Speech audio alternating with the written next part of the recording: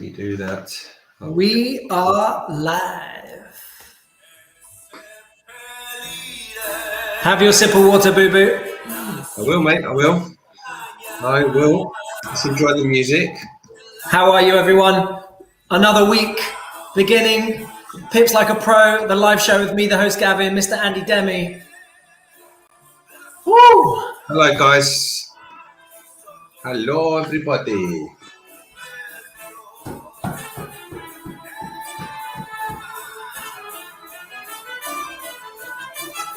Mate, you're going to be proud of me. I got a little story from the weekend.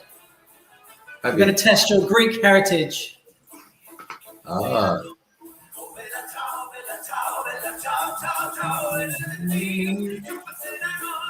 3rd of September, mate. Money Heist. What's that? 3rd of September, Money Heist is back. Is it 3rd of September now, is it? It is. Very interesting. So, be good to have it back on our screens. Are you going to binge watch it and just do the whole thing in like two sessions? My wife would dictate that because that's one of the ones we watch together. So depends. Isn't that annoying? Like, be honest, right? And you guys watching as well. You get into a show with your partner, and then for whatever reason they can't watch it. Then you've got to wait, and it's just like, come on. It's true. Or you watch it in secret, but then you've got to watch it with her again. No, who is that? Honestly, be honest, Boo Boo. Have you done that where you've watched it and then you'll sit through it again just because you couldn't wait? No, I just couldn't. I can't watch things twice. No, it's very, very rare. Very rare that I'll watch something twice. Very, very rare. So I would actually just practice some discipline and patience, although it's very testing sometimes. But yeah, when you've got a show you want to watch and then your missus gets, I'm doing that with Lucifer at the moment. Does anybody watch Lucifer? I haven't watched it, no. Okay. Anyway, we digress. How are you guys? Hope you had a great weekend. So Andy, I went to a Greek, well, it was called the Palm Collective. So they have Italian, they have Japanese, they have really cool beef burger, like fast food Freddy joint or something. And I saw they had Greek on one of the menus, and you have like this iPad and you can choose from all these different menus and all the chefs inside this one place. It was really cool. So I ordered, I've got to pronounce it now. Gyros. A saganaki. Saganaki, huh? Yeah. Do you know what that is? Do you know what?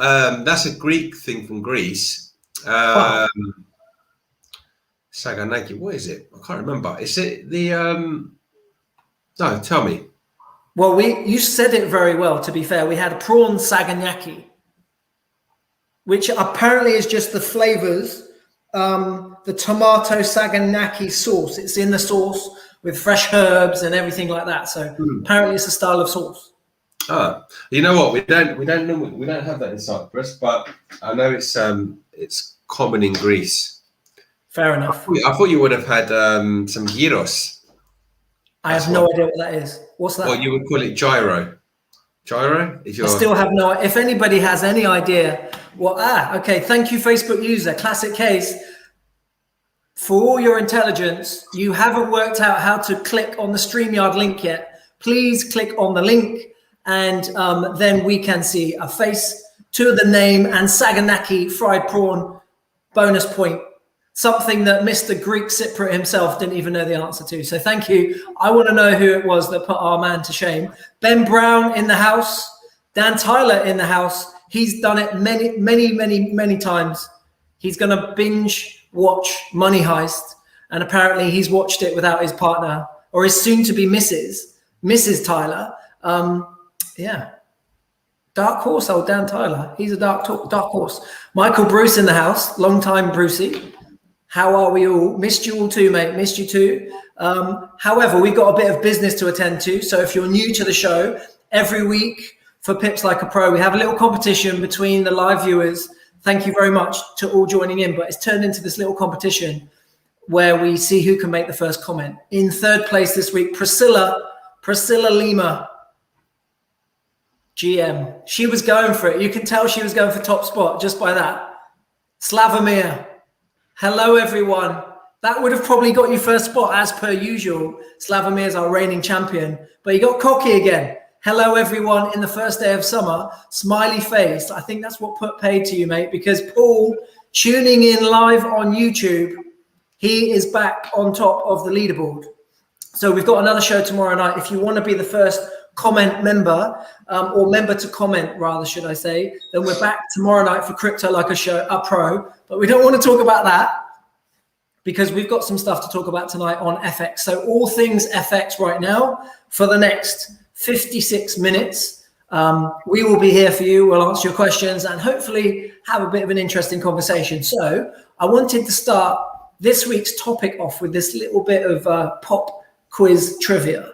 How many thoughts a day does the average human mind have? And please feel free to enter because Andy's probably not going to get it. He couldn't even guess what Saganyaki was. So from his homeland. So Andy, do you want to go first and set the ball rolling? How many thoughts does the average human mind have each day? I don't know if I want to go first. You have to. At least like I could take a consensus. Well, at least Brucey went for it. Millions. All right, sit on the fence, get some splinters on your bum. Are you going to go higher or lower than millions? Well, it's not very specific, millions. Okay, well, we'll give you another specific. Facebook user, someone else, please click on the link so that we can see your beautiful photo and your name. They're going with 3,000. Priscilla, you're out of the running. It's nowhere near 1 billion, my darling, but thank you very much for that. I like your style. Mr. Demi? Let me think. I reckon about 6,000. 6,000. Whoever this was, you are the closest. Although, knowing Andy, he's never going to give you a prize. He wouldn't even give Slavomir one for months with our little competition. But 80,000, it's actually 70,000. So the average human mind, or the average human brain, of which lives inside our head, rent-free, 70,000 thoughts a day. You sure? Yes. I'm 100% not sure, but I'm going to go with it. Ben Brown saying... I need scientific evidence on this. Well, Zach saying 350. So a lot of people are saying more, but it's 70,000 is the average in the average mind, 70,000. So it's not that hard to think about now, though, is it, guys? You think about all the overconsumption. Everything is immediate. We've got TikTok, we've got Facebook, we've got plonkers setting up shows on Facebook and people watching it. All being we're all being stimulated. There's all this stuff going on in our minds, instant gratification, overconsumption, overinformation. Remember, I was probably when I was younger, but we used to have to go to an encyclopedia.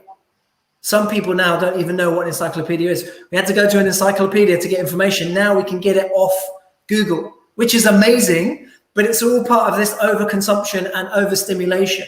Now, why do I bring this up at the start of a trading show? Because obviously today what we're going to talk about is having more knowledge actually detrimental to helping us making more money in trading? That is the topic of today's show. And again, guys, please feel free to kind of join in and see what you think. Because it's very, very interesting. We look at how specialized people are, and it's great that we've got professional trader here, Mr. Andy Demi, to give his thoughts. But what a lot of people think is actually counterintuitive to what is needed for trading. So, for example, the more we have of things, the more we think we know. Therefore, we're going to just plug in the gaps or get lucky.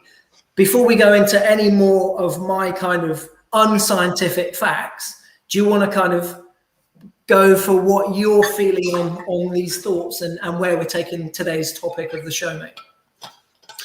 Yeah, I mean, there's kind of two answers to this actually. The first answer is as a coach, I prefer coaching people. In some ways, I prefer coaching people that are kind of a clean slate, no kind of no expectations, no knowledge, and almost naive in some ways, because you can kind of just tell them, right, these are the things that you need to do to make money from trading. And you just need to have these skill sets. So you need to be disciplined, to follow the rules, create a basic system, do the risk management with it. And if you have a person that is quite a disciplined person and trusts what you're saying, they'll probably succeed at trading quite quickly. Now, what happens is over time is that a lot of people start learning stuff in trading and then find out, actually, I'm not making money. And then what do? They go and buy another course, or they go and buy a course, or they go onto YouTube, or they go and read more books. And what they're trying to do to compensate for them not winning is they're trying to acquire more knowledge and more information. And although information can be useful, information that is not structurally organized in and where you're putting the pieces together,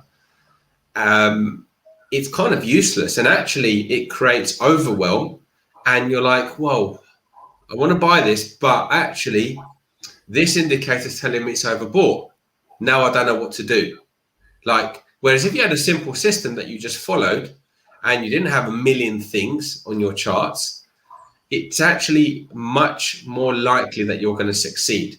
So where you want to improve over time, and where more knowledge is useful, is the best knowledge is learning from your own trading.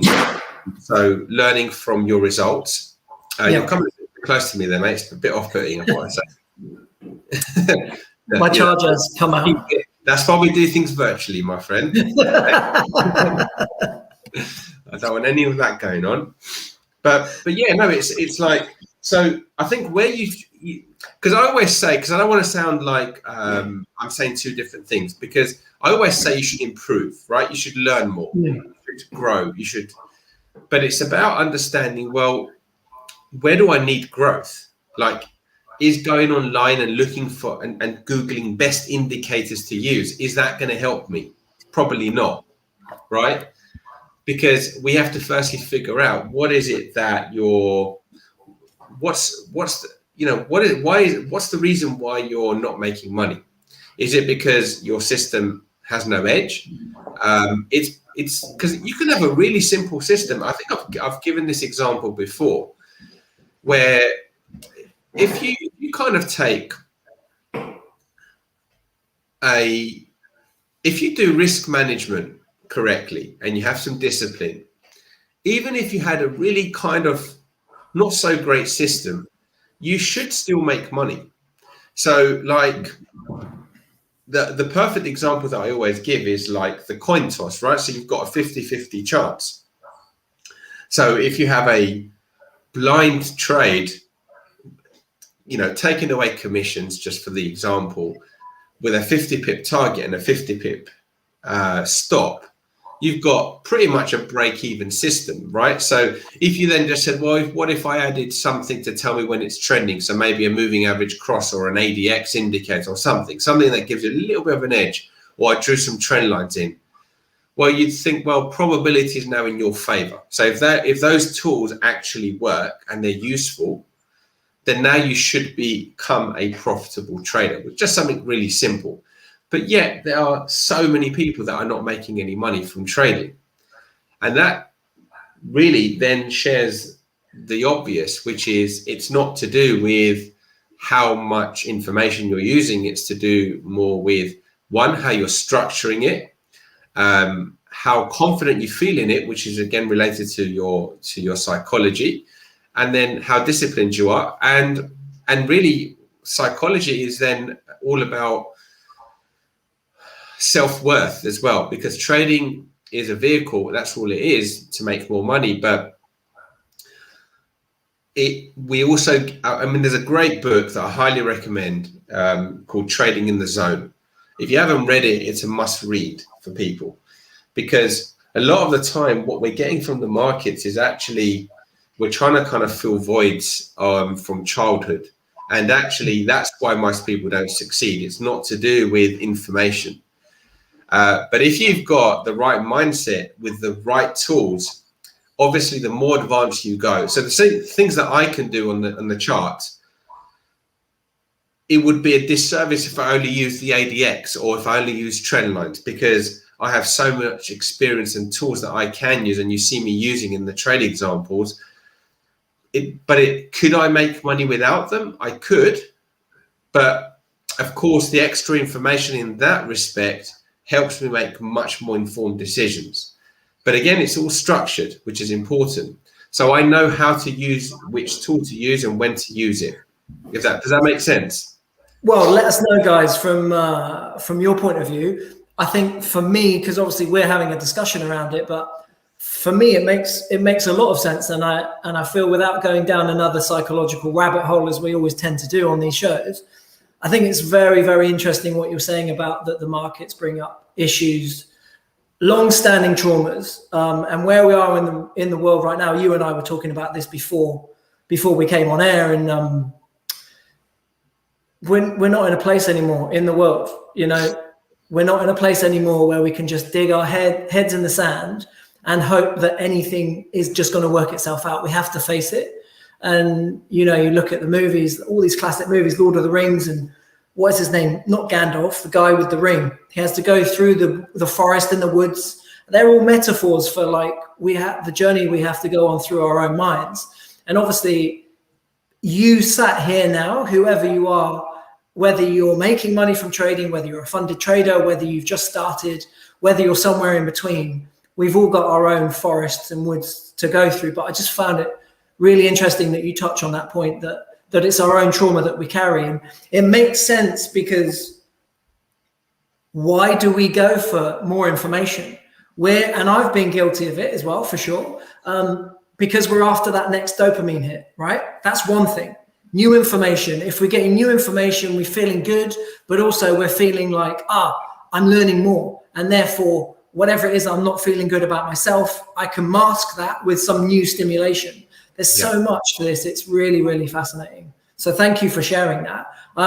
What was one thing, if you don't mind sharing, what was one thing that got brought up for you when you were at the beginning? I'm just going to try and plug in my laptop. There's something going on with my charger now, which is great. There we go. She's all right. Yeah. What was something that you found that because for me, after we talked last week about psychology and me being how I manage my energy. So we were talking about whether you're an introvert or an extrovert. My outgoing personality and persona is extroverted, but actually I charge up and I recharge my energy and manage my energy state through being an introvert. So I need space. So if you look further into that, when we were having some good conversations in that, I actually probably overthink trades. I'm scared of making a mistake. It's really interesting how it all ties in line.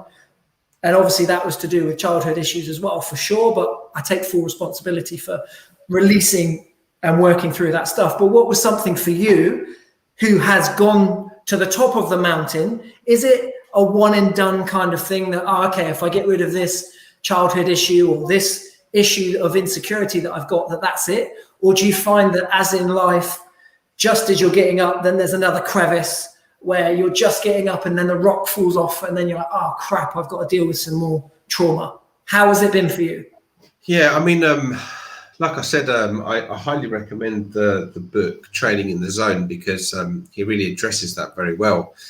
But the thing about this is that you don't necessarily have to reconcile everything from childhood, but you have to be very, very focused on the outcome that you want to achieve and be very, very clear of the outcome that you want to achieve from trading.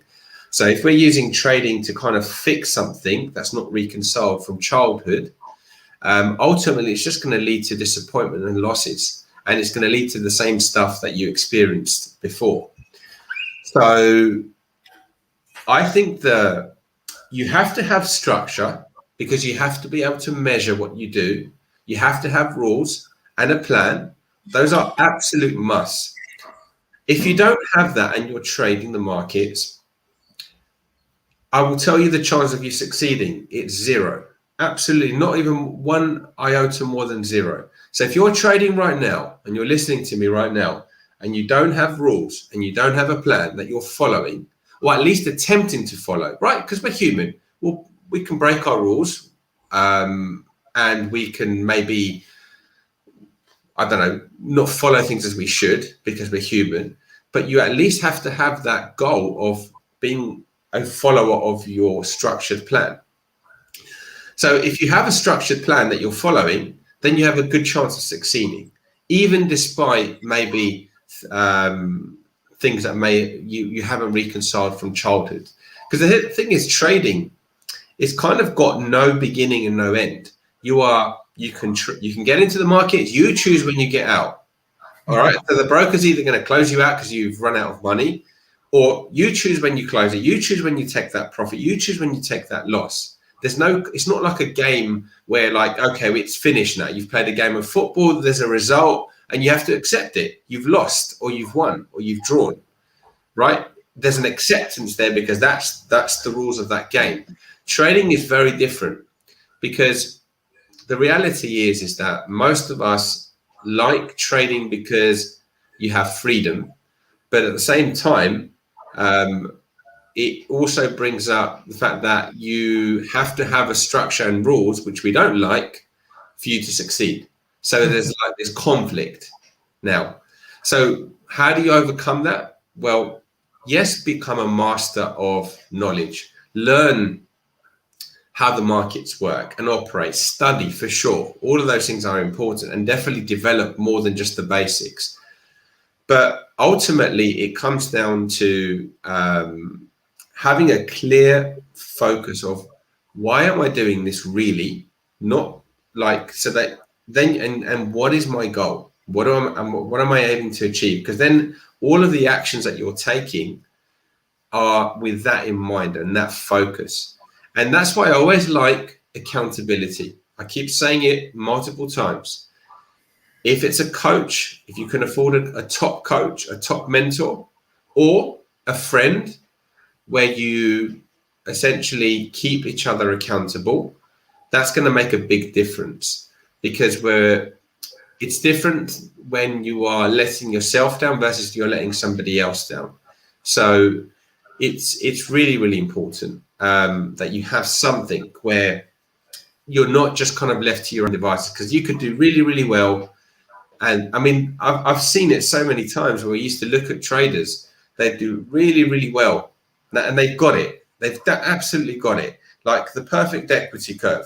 It's exactly as you'd want to see it. And then guess what happens? In one fell swoop, it goes bang, back to zero. How can that be? Right? And that's a very common equity curve for people that are very, very close to making it as a professional trader. So hold that thought, because over the next couple of weeks, we're going to be uncovering, if you've ever wondered what it takes to become a funded trader or how to go about it, we're going to be breaking that down step by step. So what is a drawdown? What does it actually mean that you've got to have 5% profit in 60 trading days? How do you manage that? We're going to be touching on some of these as we go on, but this was the starting point for that a couple of weeks ago with the psychology, and really trying to give as much as we can for that. But hold that thought on the equity curve and to become a funded professional trader. Let's just get some thoughts and feedback from people. So Nick is new in the house. Nick Gangadis. I've probably butchered your surname, as I do. Sorry about that. How would you pronounce that, Andy? His name is Nikos Gangadis. Perfect. So anyway, I can read, so I'll stick to what I'm good at. The worst thing in trading is being a perfectionist. 100% to that one. We've got someone else. I've posted the link while Andy was talking, dropping some knowledge bombs. Click on the StreamYard link, guys. I do follow what I preach. So there's my name, my little photo with my partner. And yeah, click on that link and register so that we can see your name, please. It's great for us to see who we're talking to. Facebook users put, that's right, I've been trading since the early 90s and I'm the ultimate system hopper. Fantastic for acknowledging that, because there's probably many people here. And whether you hop again or whether you don't is up to you. But that's an internal battle as well as an external battle, but great for acknowledging that. Jack of all trades, pun intended. We don't know who you are, so I'm presuming your name's Jack, but I don't know. And again, someone else is saying, Facebook user, music to my ears. I couldn't agree with you more. He's trying to say Jack of all trades. Just to say, I don't think his name is Jack. Oh, okay. It's not. You're not with it tonight. You didn't have to put me down in front of all these people. I'm so sorry, mate. Just bringing up some. Maybe his name is Jack. Maybe he'll tell us his name is Jack, and I just look like an idiot. Bringing up some more of my childhood traumas there. Bullying in the workplace. Also, Facebook users put, I am new to this group, but can relate to many issues. I have found breaking your rules and finding reasons to justify your loss. Sometimes a loss is a loss, as long as you don't break your rules. This has been my challenge in the past. Very, very interesting comments. And I think it's such a juxtaposition, like you said, because of the two ends of the spectrum of trading, where you want to be a free spirit, but you have to follow rules. You want to be by yourself, but you also have to trust in people as well. So there's this whole, it is polar opposites, mate. It's very, very true. And in society as a whole, we do think by having more is better, right? More food, we can thrive off, or more choices, more money. But it's like with a lot of things, right? Like more water. More food is always better. If you know how to pronounce it, mate. But if you look at something, even people that have to, what's the classic trade where someone has to learn a lot before they specialize? I would say probably doctor is probably the most relevant reason, where they have to, they study for like 12 years, right? Yeah. They learn so much, but even then those guys say, I'm a heart surgeon, or I'm a bowel specialist, or I do gastro, or I do whatever. And it's the same. At some point, we just have to specialize and just say, right, I'm going to just hone in on this technique, right? They don't flip-flop around. Yeah, unless you're a general practitioner, but yeah.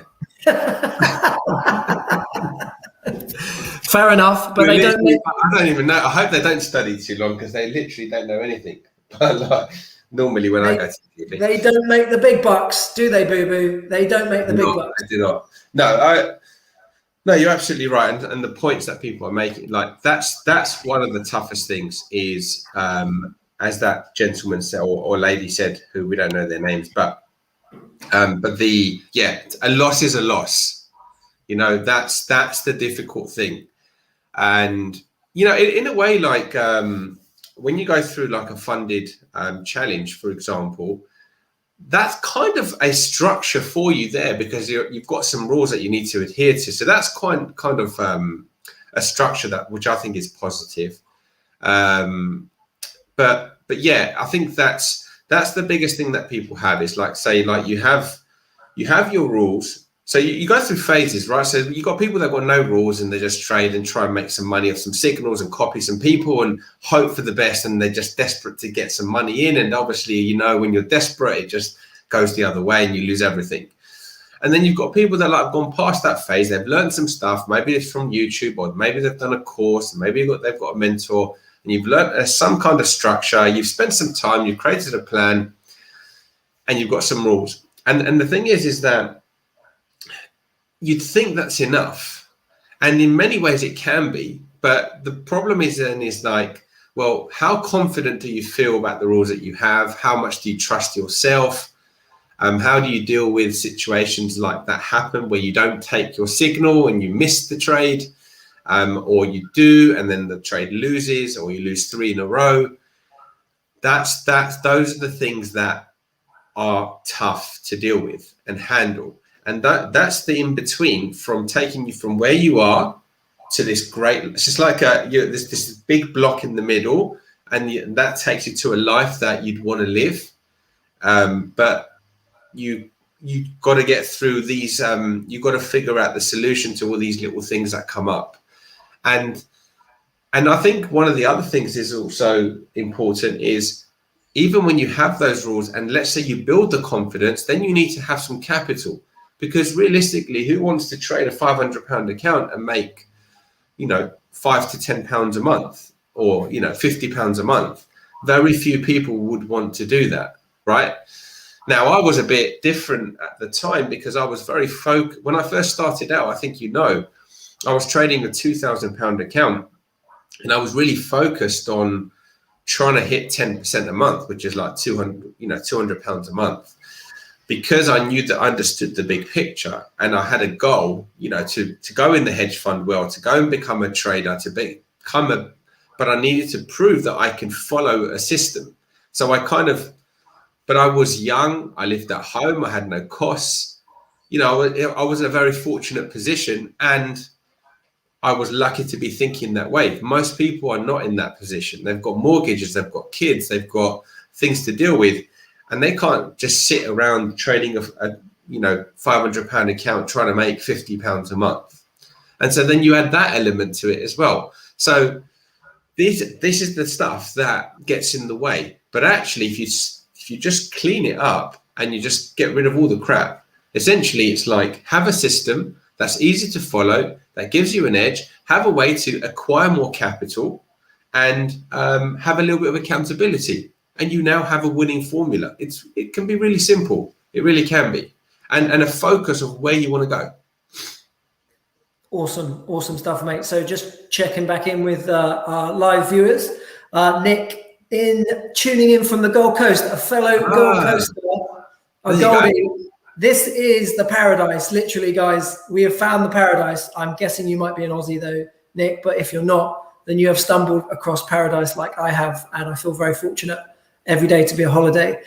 Nick is saying, you guys are great. Thank you very much for that, Nick. Thanks, Brucey Nick. is saying, Gavin, you're leaving yourself wide open for Andy today. Unfortunately, yes. Simon's also saying what's missing for him is structure. And you kind of alluded to this. Now, Fatty, we will go into this in more detail over the next few weeks. But they are saying, is I have recently started trading and also learning at the same time.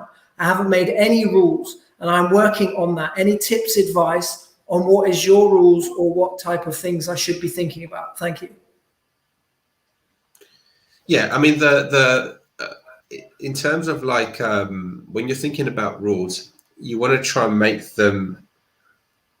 Don't worry about the system being perfect at this stage. Make them black and white so that you can't cheat. Because actually that process alone, but I would move away from trading real money because ultimately you're not going to probably make money, or if you do, it's more luck if you do. So you may as well focus on trading a demo account and focus on the system, but you want to make it really black and white. So there's no kind of ambiguity when it comes to making a trading decision. So, when the 50 moving average crosses up over the 200 moving average, I buy when I get a pullback to the 21, for example, right? There's no cheating there, right? And it's super clear. That's a simple example. Now, I'm not saying that's a winning system. I'm just saying that's an example of a system where you can't really cheat. So has it crossed? No. Have you bought? Yes. Well, you've broken your rule. It's clear.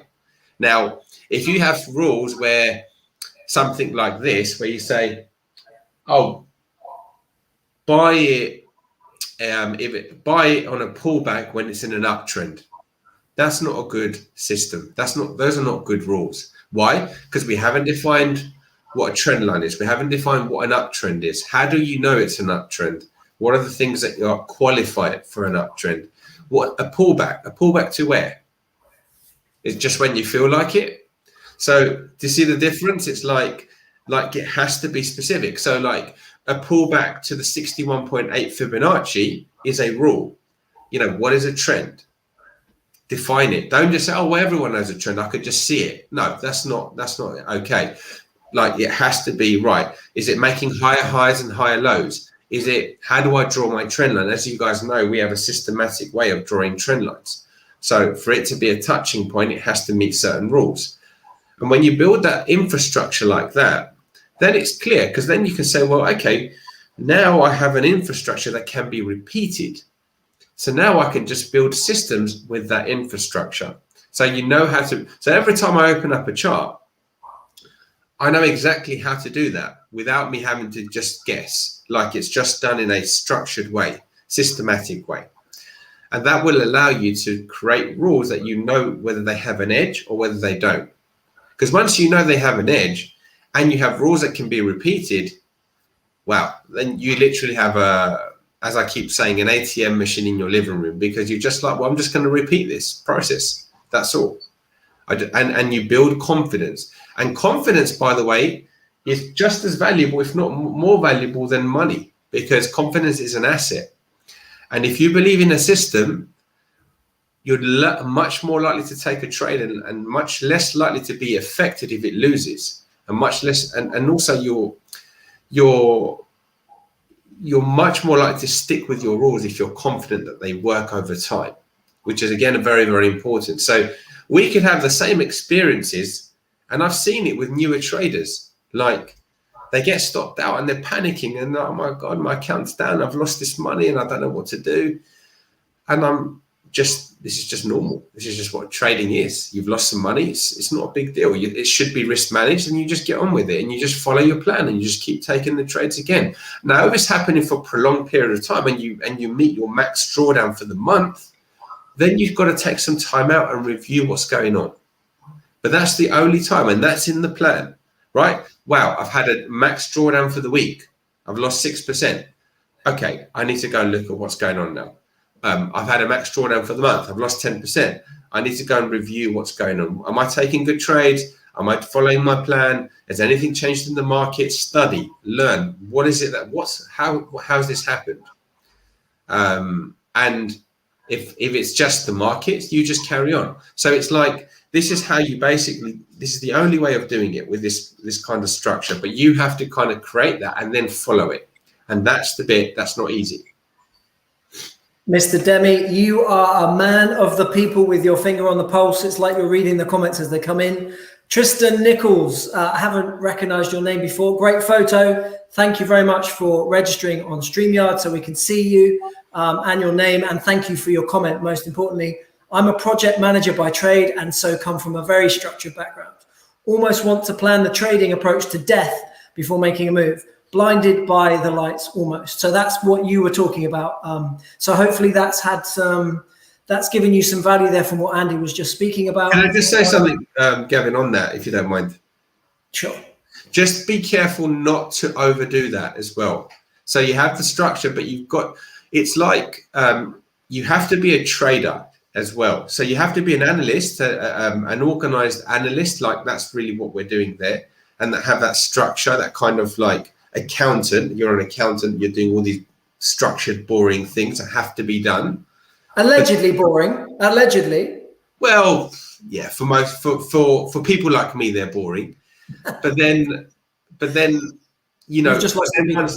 What's that? You've just now lost the people who are accountants. I have. I think even accountants think their work is boring, but they do it well.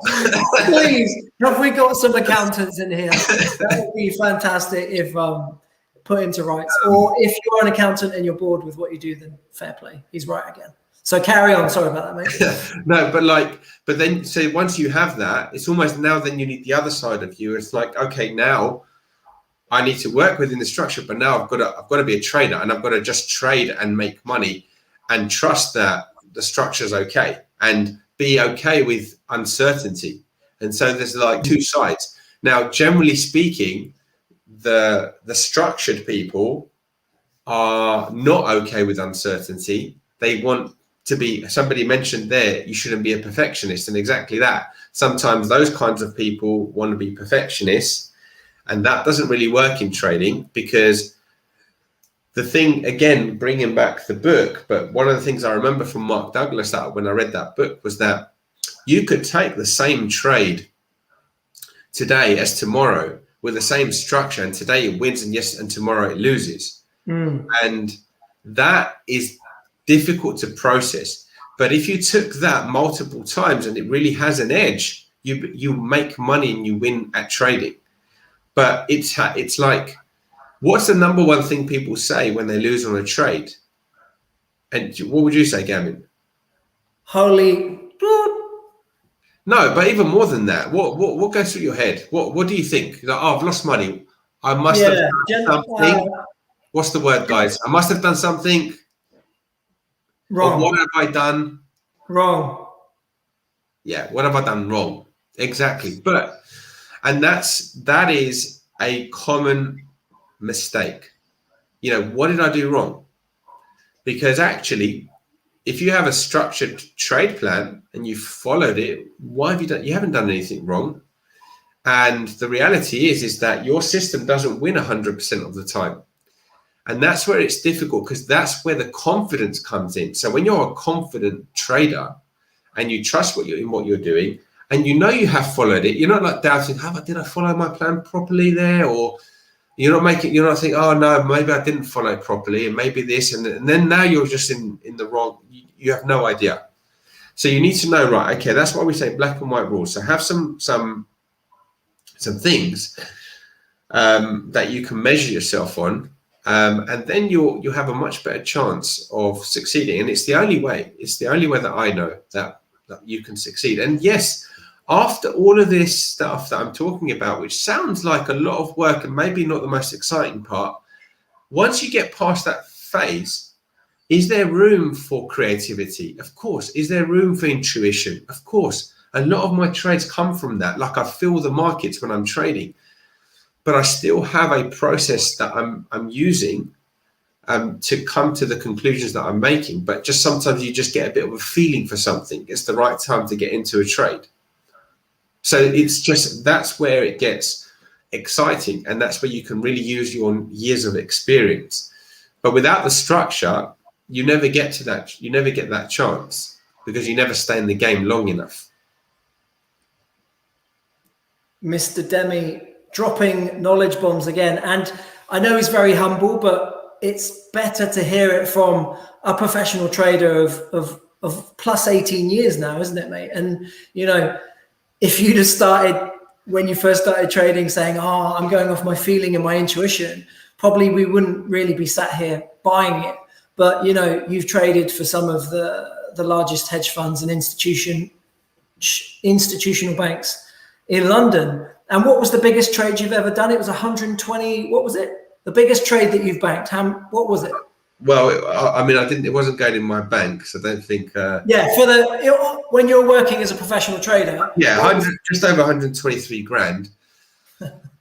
But yeah, and obviously I earned a nice commission from that. But and again, that's all it becomes like a numbers don't really mean anything after a while. You're just doing your job, and that's what it should become for you. You're just following your process, following your system, always looking to improve, working on your mindset, because you get to different phases, like what you're learning. So you're like, do I need to? It's like, what are you? If you're think about what you're googling to what in trading, and it will kind of give you a good indicator of where you are. If you're googling, best trading systems or best indicators or best signal services to use, you're a million miles away from where you need to be. Like, no disrespect, but that's just, I'm telling you the truth. Whereas if you're googling how to optimize my strategy, or how to be a high performer, or now you're thinking the right way, because you have to optimize you to be so you can follow your system, optimize you. Like, you have your system, you have some rules, it's a decent enough system, it has an edge. Now it's your job to handle all the noise that happens with it. Like, you lose sometimes, you have to review your trades, you journaling, all these things that maybe you try and cut corners after a while, but once you start cutting corners, your results also go downhill. So, that's what you've got to really think about. And that's why the focus has to go into the why. Why are you doing this? What is it going to give you? Is it to get you out of the job that you hate? Is it to give you more freedom? Is it to give you, if it's just about money, what is it that you're going to do with that money? Because everyone wants to be a millionaire, but then they don't actually have a plan for those millions. Mm-hmm. To do what? To sit in your bank? Thank you very much, Barclays. They can use it and lend it out to people, and they can make some extra money. But what are you going to use it for? What's the point of it? Do you need millions? Once you get clear on all these things, actually, for a lot of people, just earning $3,000 a month and only working 1 or 2 hours a day or 1 hour a day is perfect. For others, they need more. because they have different visions of what their life should look like. So all of this is a package. It's important that it's all clear. And then your rules and your edge, yes, they have to be good. You have to have an edge, but that just becomes a small part of it then, and not the main part of it. Very good, sir. Very good. So with that sound I heard in the background, that reminds me of where we're heading to. So we're about to log into Andy's MT4, which means that we're at the point of the show, which is Pips Like a Pro professional trade setup of the week with Mr. Andy Demi. So a slightly new feature over the last couple of weeks. First, we're going to dive into the major news and then see what Andy's thoughts are as a professional trader, what's going on in his mind, what type of pairs he'd be looking at, which may have a bit more of an edge to them, and then obviously how we dive in to look for those setups. So, mate, do you want to take it away with your professional trade setup of the week? Yeah, I'll just bring up Forex Factory, and I'll just do a screen share and see what's coming out this week. And also, we'll talk about last week and just show you what happened. So I normally just kind of have a quick look at the major impact news. I mean, this can change in the week, but just to kind of give me an idea where volatility might come into the markets.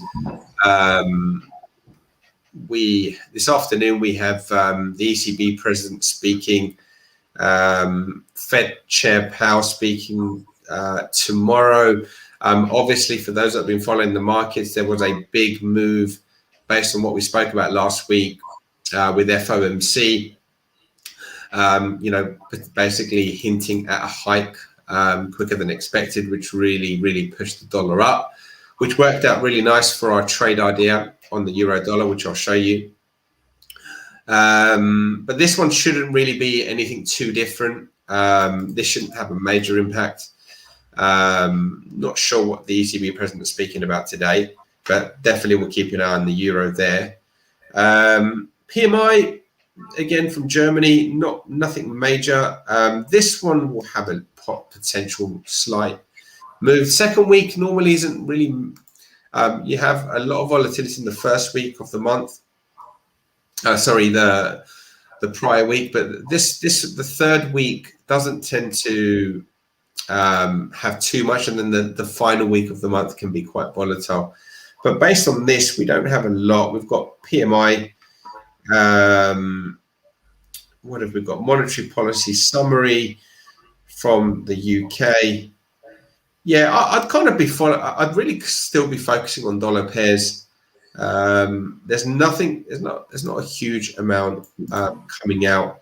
I mean, we've got the vote here, which could surprise, but I don't really see this as a major thing. But definitely keep an eye out for some possible volatility in sterling on Thursday afternoon. Other than that, it's probably going to be quite quiet, but you will always have unexpected things popping up in the market. So just keep that in mind. So I'm going to, if you guys have a particular pair that we can look at. Last week we looked at the euro dollar, which has worked out very nicely, and I'll bring that up. But if there's any currencies that anybody wants me to look at, we can look at sterling, we can look at cable and see what's going on there. Unless the consensus is to look at something else from the group. So whilst we decide that, I'm just going to bring in my screen and see what. So just type it out, guys, and I'll just show you what we were speaking about last week here in the euro dollar. So if you guys recall, I was speaking about basically finding a short trade in the euro, and you can see we've had a really nice drop, and we identified these couple of zones here. So let me just bring in my pen. In the meantime, guys, like I said, just If there's any currencies that you guys are particularly interested in, I'm happy to have a look at the consensus. Otherwise, I will look at cable today. So we marked down using our tool 121.40, and then the optimal would have been this one here. So unfortunately, it didn't quite get to there. So this one here was the only kind of resistance that we got to. So we didn't quite bounce all the way up here. So hopefully somebody, took the trade. And you can see we had a huge move. And obviously when we looked at the data, we knew FOMC was going to be announced, and there was some other dollar stuff going on. So, generally speaking, it's good to trade currencies where you don't have too much news for both currencies, because you can easily get kind of filled into a trade, and then the market brings up other news from the other currency, and then it just kind of reverses. So you've got to look at that. But yeah, it's had a nice drop since, and I think we've got some more room to the downside. Off the back of a pullback, you could look to short that again. Let's see what people are saying. So we're getting some love for the yen. We've got CAD yen or sterling yen. Okay. Anybody else want to put a comment in for a currency pair in the next 15 seconds? Otherwise, we will go with one of those.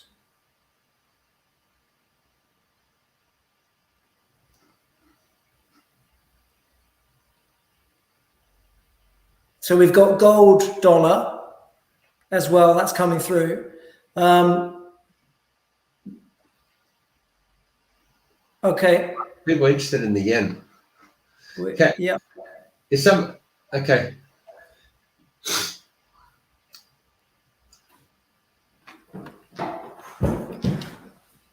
We're trying to be a democracy, guys. So everybody's putting in different pairs of yen.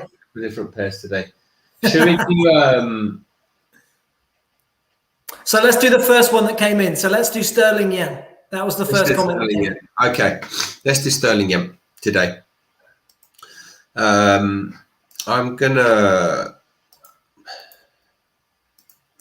bring up. I'm going to start it. I always like to start from a clean slate. Because if I bring in my charts with all the lines in, it will be very, very confusing. So we'll start from a clean slate. So this is your first rule that you do, right? Every time. Well, in particular for this, if I'm doing it for my own work, then generally no, I will look at what I've got on there. Only if it's if I haven't looked at it for a while and it's really, really messy, will I start again? Otherwise, no, I wouldn't start again. But just for everybody to kind of get value from the analysis, so that it makes a bit of sense to them, that's why I do it. So sterling yen, again, I don't tend to trade it much, but I'm just, as I'm going to show you now, it doesn't really matter. A chart is a chart. And every chart has a picture that we can figure out. So that's the main point. So I'm going to just load up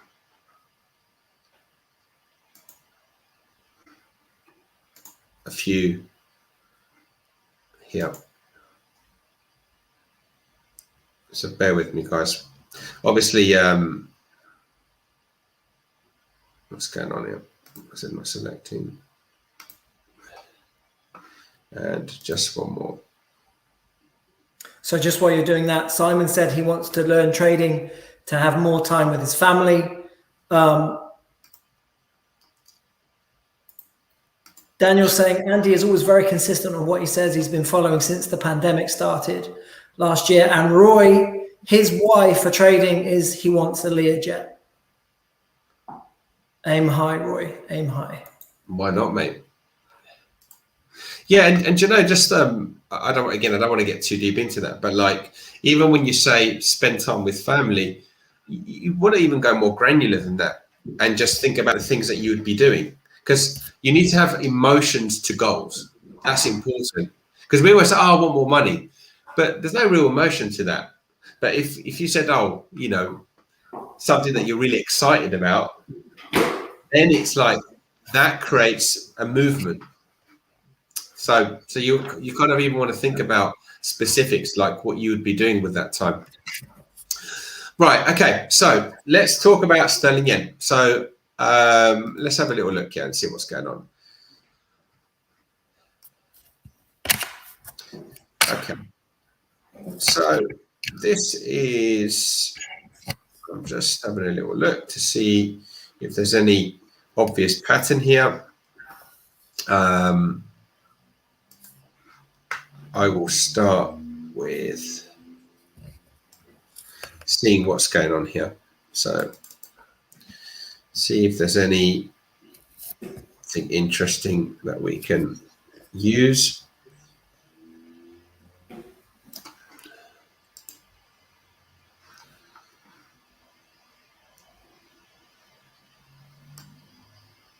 Okay, and let's see if we have.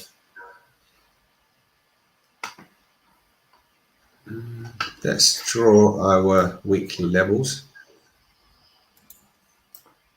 to this. Hopefully we're going to come up with a nice trade. So these are the levels. We've got a bit of support coming in there. So the market has reacted here quite a bit. It's reacted, there's support. It's generally been making higher highs and higher lows on the weekly chart. Let's see what else we've got here. I'm going to get rid of those lines now. I just like to draw them in, just kind of get an idea of where things are, and then I get rid of them. Okay.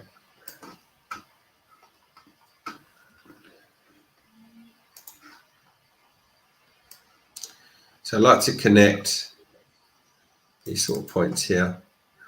You can see there's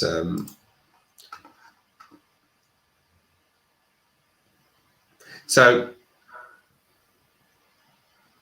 obviously we've cleared that line. Now sometimes we could get the market react at similar level in the future. So I'm just going to use that line. So you can see there it's quite a nice support resistance line there. So that could come into play at some point. So I'd like to just draw them in. I'm going to just plug in my fibs as well here. And then I'm going to go look at the daily chart. So where's our fibs? Put them in. Interesting.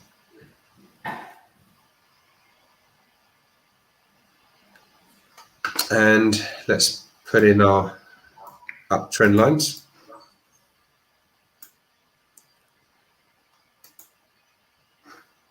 That's wrong. Let's move it over.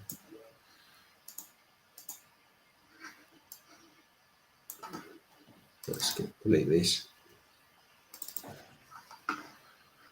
I'll just draw them in manually.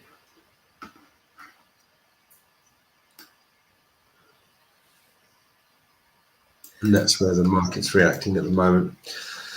Okay, let's see what else we got. 146 is looking like a natural target zone, right? Yeah, I mean, there's this area here. Yep. As an area of support, for sure.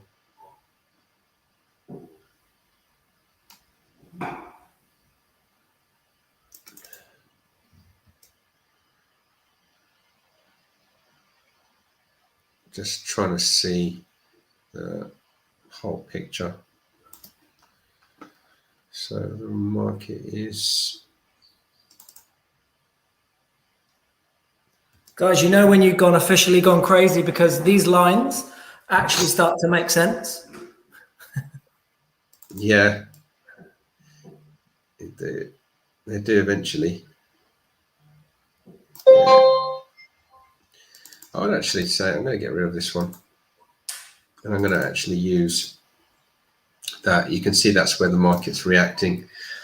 I mean, there's, for me, like just off the back of the weekly at the moment. So we're only dealing with the weekly. What I want to see is, so I would say we could check if there's any divergence here, but ideally this area here would be a really great zone to start looking to buy this, which comes in about a little bit lower than what that one, because you've also got the fibs kind of telling me that we're at this is a D point, which is basically a point where the market should pull back. And I like the fact that we've got an old resistance here, right at our 38%. That, let me, I don't know if I've got it on here. If I don't, and I will have to, yeah, let's have a little look. Let's see if there's any divergence on those highs. Yeah, there is. That's what I kind of anticipated. So if you have a look here, guys, you see how the market has made that higher high. Doesn't look that convincing there, that higher high. You see there the market showing some weakness and the MACD is crossed below. So it feels like, especially if we can clear this line, it feels like, you know, we'll probably make our way down to here. And then I think this area here will become like our focus point for buying this. Because then we could be looking for the market to basically do something like that, to take us up towards these upper channels, and then the Fibonacci D is right there as well. So I think probably the market probably falls towards this area in the short term, in the sort of short to medium term, and then we look to go up towards 173 is definitely possible. Let me see if we get rid of these lines. That's really good as well, because that kind of gives me even more confidence, because you can see if we mark this level down here, can you see it's like quite an important zone, because there's a lot of price action there in the past in this zone. So you can see that there's definitely some sort of accumulation distribution in this area. So I mean, basically at the moment, there's some hidden weakness here. Of course, anything can happen, but I think probability wise, I prefer it to be entering here to buy, or if it goes lower, then down here to buy. Now, obviously, we can go into the lower timeframes and see what it looks like there, but that's kind of what I'm seeing there in this sort of on this time frame. And it's had a really sort of clean, nice move up. That high just doesn't look so convincing right now. You just expect this market to. So a real easy indicator is just to see how the weekly closes. If it closes below here, then that's what you can look to trade it down, or you can wait for it to go down to buy.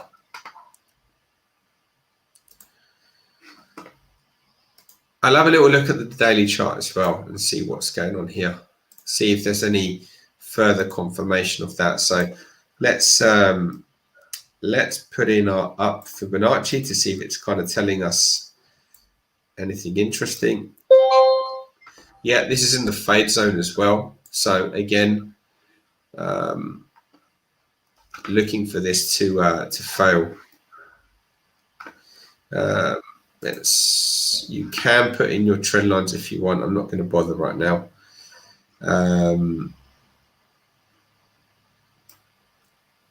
Yeah, so basically anywhere basically up to here is a fade zone, but this is the most common area where it would fade right there, the 127. So yeah, I mean, I'd be looking for this to go lower. Let's see if there's anything here we can that can confirm like an early signal. Maybe a break of that line would be quite interesting. So like we could look for like a failure pattern. So here you could even break the high, or you could just kind of go like double top and then it breaks, and then that can kind of confirm the next move down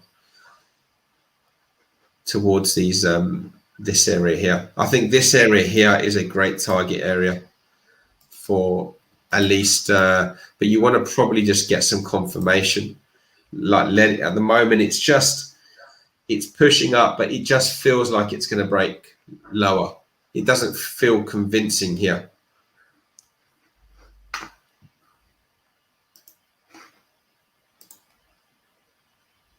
For those whoever's requested sterling, I just wonder what they were looking at, or if anybody's looked at sterling yet.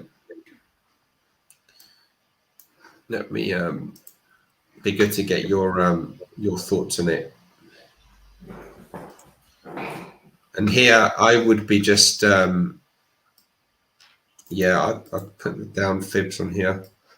So we've just hit a D. We're just going back here, but again, the fibs are not as important on here because I think that it's trying to reverse what it's doing. So it's not the easiest one to trade right now where it's positioned, because going back over here again, you can see that it's channeling up, and obviously until support is broken, it'd be extremely dangerous to sell it here. It just doesn't make any sense. Now, if you were to get it at a high price, then possibly you could do that. But certainly there's weakness being shown there. It's just it hasn't yet resulted in the price going down, and it is a weekly chart, so it can take some time. So you just got to be a little bit careful. And obviously we've got the possibility that we rally up to the next level here as well. So the thing to do for me is wait for this line to break and then look for pullbacks to sell it, or wait for the pullback to go down and then look for reasons to buy possibly there. Let's have a look at so you've also got this, you've got a little bit of support here coming in. I think we can just, hold on. Just take this channel line here, see if we can use that. Yeah, that's perfect. That's the one, guys. That's basically what I'd be looking for. And I'd be looking for this. If this kind of goes down like this becomes a great buy zone. And the way you'd want to do it is you want to set some alerts. And there's multiple things that you could get for confirmation. Don't just keep it as this. But this to me makes the most sense. Right now, I wouldn't really do anything with it personally. So maybe a bit of a complicated request, this one, but hopefully we've done it justice. So it was Alvaro that made the request. I got reaction from this morning, 130 pips, just followed HHS. Higher highs and high lows. Created a C on the 4 hour, was hoping to take a C today. So nice work, Alvaro. Loving your work, my friend. That's it from us. Another professional trade setup of the week. Thanks to Alvaro and also Andy as well. So nice work on that one, guys. So tomorrow night we're back. Crypto like a pro, talking all things crypto. If you are in the crypto space, then obviously it's been an interesting past few days again. I heard it mentioned the other day as a controlled demolition for big money to come in and scoop up when the retail guys get too scared. They're going to come in and scoop up and then ride that puppy up to the top of the roller coaster again. So is that going to be the case? We'll find out tomorrow on Crypto Like a Pro, again with our resident in-house trader, Mr. Andy Demi. Andy, have you got anything to say before we leave? Anything FX related? Like that, you make that clear. No, guys, great to see some new faces here as well. And thanks for being here, guys. We'll see you tomorrow. Awesome. All right, guys. Thank you very much for watching, and we will see you tomorrow.